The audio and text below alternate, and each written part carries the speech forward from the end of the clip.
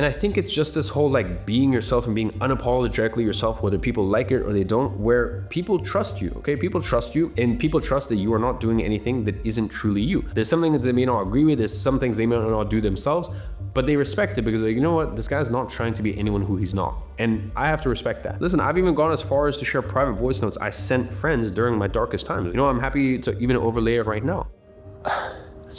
Like over the past 2-3 weeks, I keep waking up with this crippling anxiety. And I just don't feel like myself.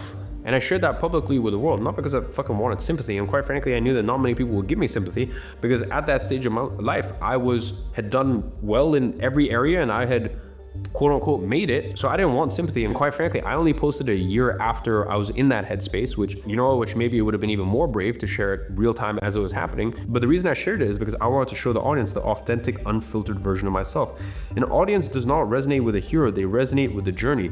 Be authentic and take the audience on the journey with you, okay? Now, of course, authenticity is important, but will only take you so far. Providing value is not only what keeps new followers coming, but is the reason your current audience will keep coming back. Before I get into how you make impactful content through providing value, I want to deal with another misconception. You do not have to be an expert to provide value, okay? Also, by the way, expert is this is a gray area. Like, what makes an expert? Who says someone is an expert? Because you can't guarantee that what they're saying is right or wrong.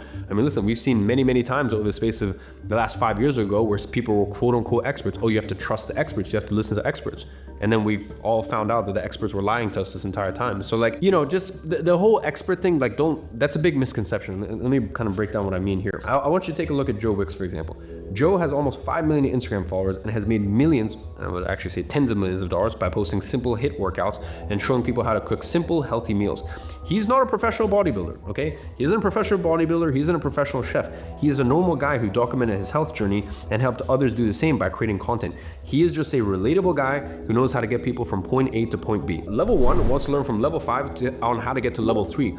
A person at level 1 doesn't want to learn from someone at level 100 because they're like, it's been so long since you were back here and the stage you're at is so unrelatable, and I don't even think you even remember how to go from level 1 to level 5. So that is your advantage, is the fact that you have a closer proximity to where a person wants to get to than someone who's so far ahead. Now, there are really 3 content angles you can use to provide value to your audience.